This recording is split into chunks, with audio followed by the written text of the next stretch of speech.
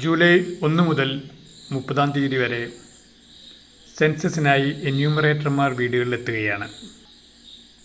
എന്യൂമറേറ്റർമാർ വീടുകളിലെത്തുമ്പോൾ എന്തൊക്കെ രേഖകളാണ് നൽകേണ്ടത് എന്നുള്ള സംശയം നിരവധി പേർക്കുണ്ട്.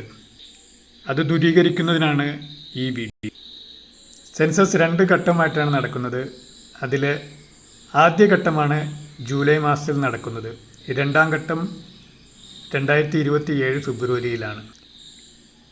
ഈ ഘട്ടത്തിൽ ഭവനങ്ങളുടെ പട്ടിക തയ്യാറാക്കലും അതിൻ്റെ മാപ്പിങ്ങുമാണ് നടക്കുന്നത്.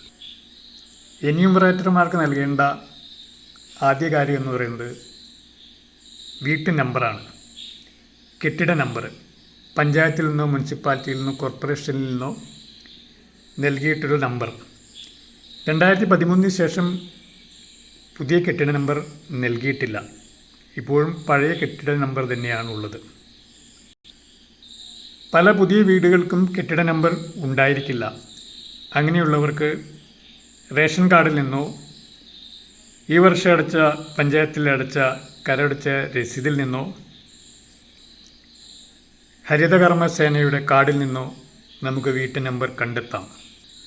മറ്റു തിരിച്ചറിയൽ രേഖകളൊന്നും ഇത്തവണ നൽകേണ്ടതില്ല.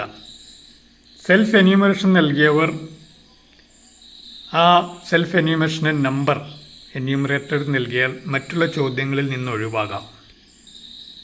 ഇത്തവണ നൽകേണ്ട മറ്റു വിവരങ്ങൾ: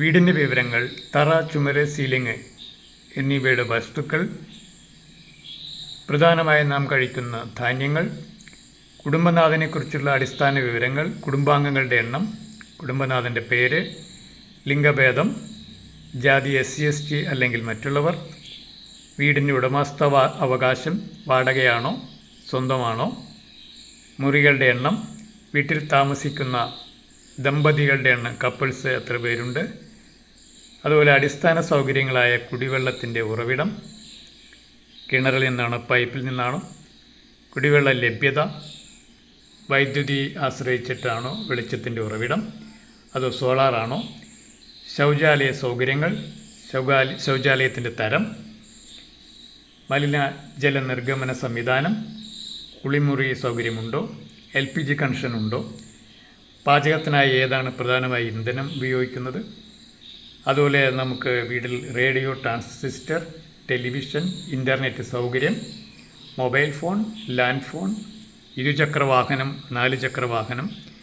ഇത്തരത്തിലുള്ള 34 ചോദ്യങ്ങളുടെ ഉത്തരമാണ് ഇത്തവണ എന്യൂമറേറ്റർക്ക് ഷെയർ ചെയ്യേണ്ടത്. അതുകൂടാതെ കുടുംബത്തിൽ ഒരാളുടെ മൊബൈൽ നമ്പറും എന്യൂമറേറ്റർക്ക് നൽകേണ്ടതായിട്ടുണ്ട്. ഇത്തരം വിവരങ്ങൾ മാത്രമാണ് നമുക്ക് നടക്കുന്ന ഈ ഘട്ടത്തിൽ നമുക്ക് നൽകേണ്ടതായിട്ടുള്ളൂ. മറ്റ് യാതൊരു വിധത്തിലുള്ള രേഖകളും അതിൻ്റെ കോപ്പികളോ ഹാജരാക്കേണ്ടതില്ല. നമ്മുടെ സെൻസസ് നമ്മുടെ ഉത്തരവാദിത്വം. കൃത്യമായ വിവരങ്ങൾ നൽകി സെൻസസിൽ പങ്കാളികളാകുക.